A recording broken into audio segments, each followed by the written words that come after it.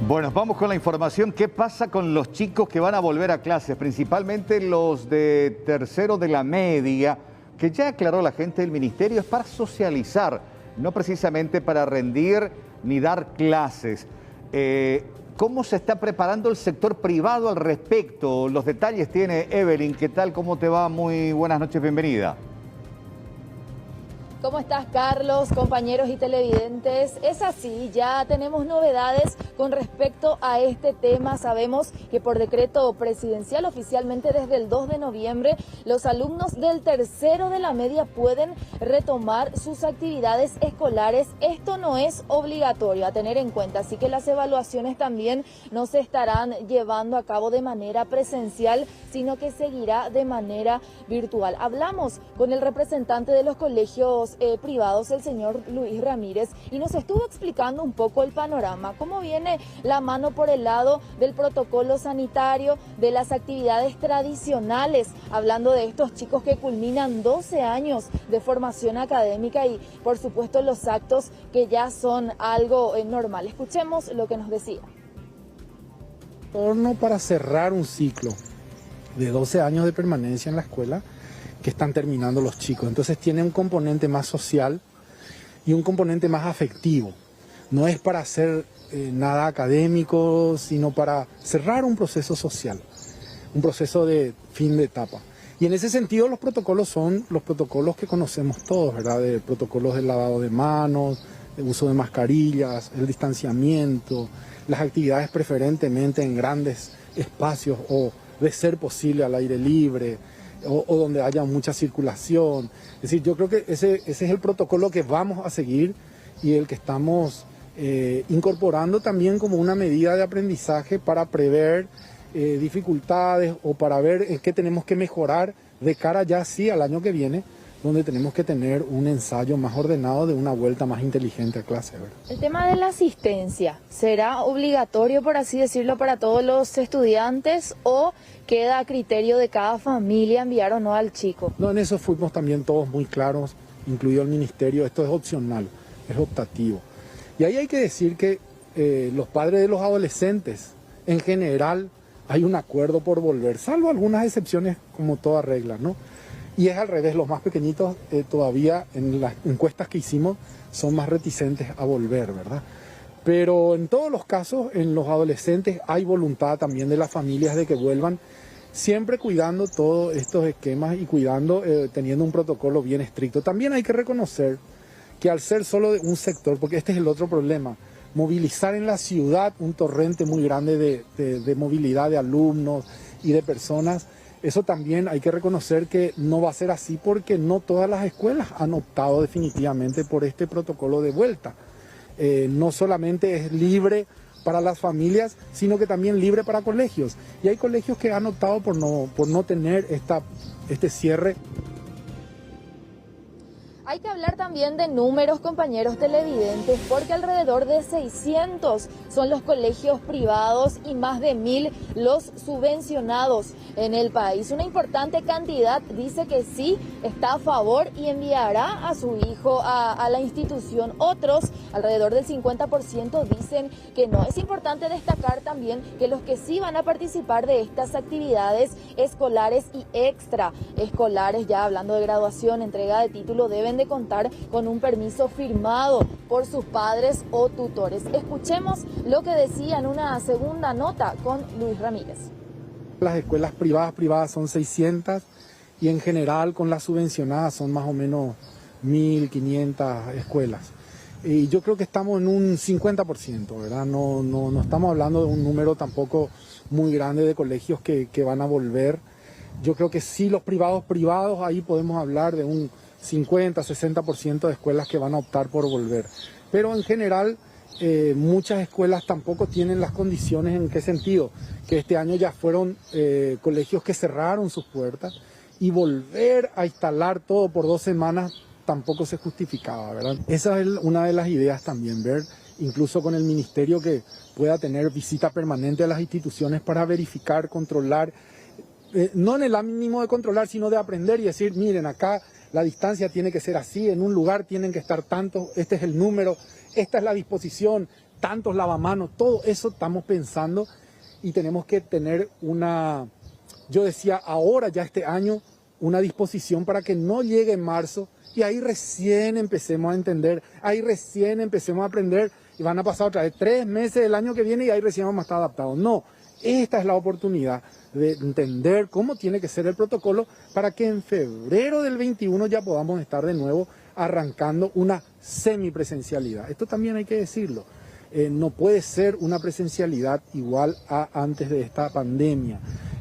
Tiene que ser una presencialidad controlada, en burbujas educativas, con grupos bien acotados. Hay que hacer otro diseño, pero tenemos que trabajar en ese diseño.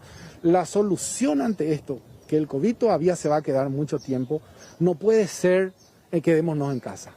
No podemos darle a los niños otro año sin educación, no podemos darle a los niños otro año encerrados en la casa. Tenemos que tener alternativas. Alternativas que pueden ser venir a hacer deportes, magnífico, pero que vengan a hacer deportes. Que vengan a hacer actividades sociales, que vengan a hacer actividades sociales. Pero los chicos no pueden seguir encerrados en casa porque a la pandemia de la salud biológica, física, del COVID, le vamos a tener que sumar la otra pandemia que es la de la salud mental. Lunes 2 de noviembre entonces, para los chicos del tercero de la media van a poder regresar a sus instituciones y realizar estas actividades. Repetimos una vez más, no se tomará en cuenta la asistencia, por ende no es obligatorio, los padres que no estén de acuerdo pueden seguir teniéndolo en sus casas y desde ahí ponerse al día con los exámenes, por supuesto. Y por otra parte, lo que pasa ahora, el resultado de este proyecto se reflejará en cómo continuaremos este 2021 con la educación. Asimismo, Evelyn, muchísimas gracias por este contacto, por esta entrevista. También ya las perspectivas de lo que va a ser este encuentro entre los chicos, principalmente para la distracción y también la higiene mental después de tantos días de encierro y ya proyectándonos de lo que va a ser la educación escolar, la educación secundaria en el 2021. Buenas noches, gracias Evelyn. Gracias a ustedes, buenas noches. Y ahora vamos a mantener una comunicación vía Zoom con el doctor Roque Silva, director de la 11ª Región Sanitaria, justamente del tema que estuvimos hablando. ¿Cuál es el protocolo, doctor Roque Silva, que tiene que regir, el que tiene que aplicarse en las distintas instituciones de enseñanza? ¿Cómo le va, doctor? Le saludo a Aníbal Espínola, acá junto con Carlos Trochi y Juan Cáceres. Hola Aníbal, hola Carlos, hola Juan. Un placer compartir con ustedes esta noche. Doctor, díganos por favor, el protocolo que debe aplicarse para el retorno seguro de nuestros chicos, los alumnos del tercer año de la media a los colegios. Escuché atentamente lo que decía el representante de los colegios privados y concuerdo plenamente con él, de que necesitamos nosotros asumir esta nueva normalidad y cuando más rápido los jóvenes comiencen a experimentar este nuevo modo de actuar en los colegios, hay que por sobre todas las cosas insistir siempre en el uso de las mascarillas, que por sobre todas las cosas las aulas ya no van a estar rebosantes ni a tope como era anteriormente. Va a tener que tener una cantidad mínima de, aunque sea una distancia de 1,5 metros entre cada persona, y el lavado de manos. También las aulas deben estar aireadas. ¿Qué quiere decir eso? Que si van a participar, van a estar en las aulas, tienen que tener ventanas que permitan constantemente la circulación de aire. No está permitido el uso de aire acondicionado ni todo eso, ¿no? Y por sobre todas las cosas, si es posible, las actividades deberían hacerse al aire libre. Pero eso lo vemos difícil por el hecho de que las clases tienen que tener también un poco de privacidad. Entonces, deben de tener ventanas de modo a que permita una circulación y también cumplir estrictamente lo que es el tiempo de permanencia dentro de esas aulas. No podemos hacer las clases tan largas, en promedio tienen que durar máximo 40 minutos a 1 hora, de modo que las personas salgan y también pueda hacerse una desinfección o en todo caso salir un poco de ese lugar de modo a que haya un cambio de aire también en los chicos. Y bueno, ese es lo que estamos pregonando en este tiempo. Con relación al tema de las clases, no más de 40 minutos, estamos hablando de que van a ser por grupos. Si hay una clase de 30, bueno, en grupos reducidos de entre 8 a 9 cada 40 minutos para completar la mañana o la carga horaria. Eso por un lado. Y del por qué no aire acondicionado, doctor. ¿Cuál es la explicación científica, técnica, médica al respecto? Por el hecho de que eso obliga a que el ambiente esté cerrado y eso permite que el virus también esté ahí, ¿verdad? Entonces, por eso es importante la aireación de esos lugares, ¿verdad?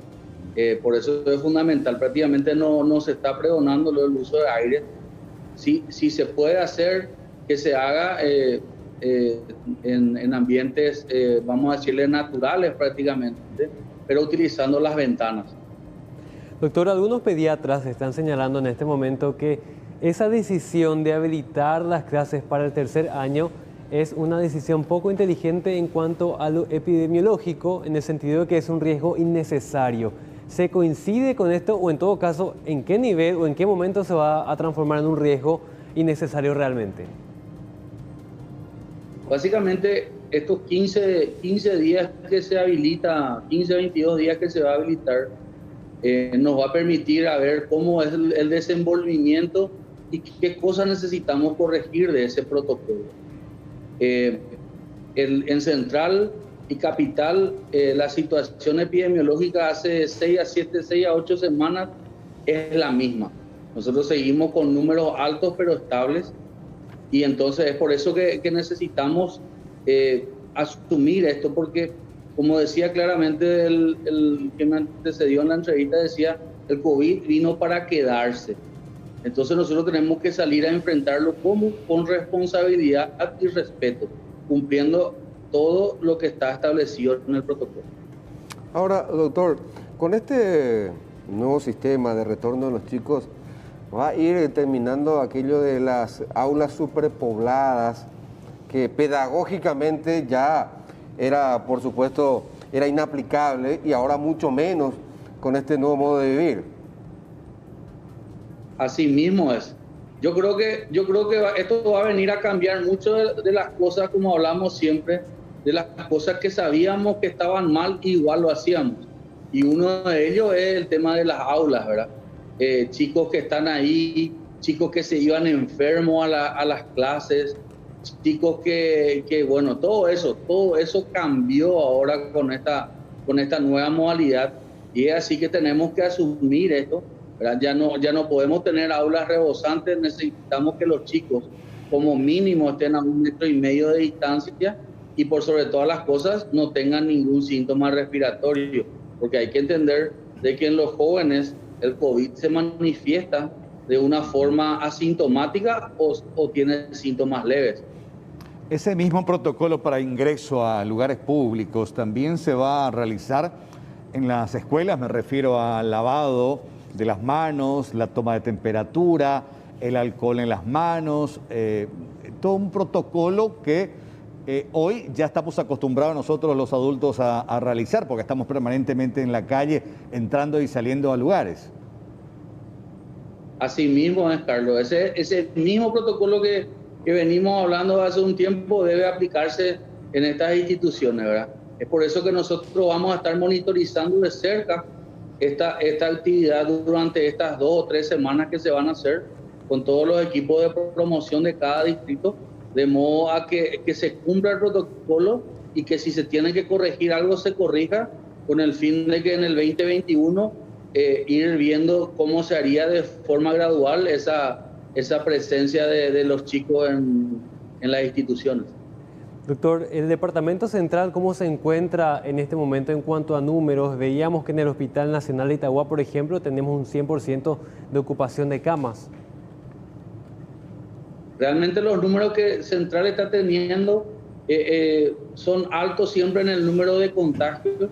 Ahora sí lo que hemos tenido es una disminución en las internaciones en salas comunes, no así en camas en terapia intensiva, que como refirió la directora, en el Hospital Nacional prácticamente está entre un 98 a 100% al día, pero también tenemos otros servicios como el Hospital General de San Lorenzo, Nosotros estamos integrados al Instituto de Previsión Social en Ingavi, también tenemos nuestras camas en el sector privado, que prácticamente tenemos un porcentaje de ocupación de 3 a 4 pacientes diariamente y bueno, realmente los números van descendiendo, pero eso no quiere decir que nos relajemos en eso.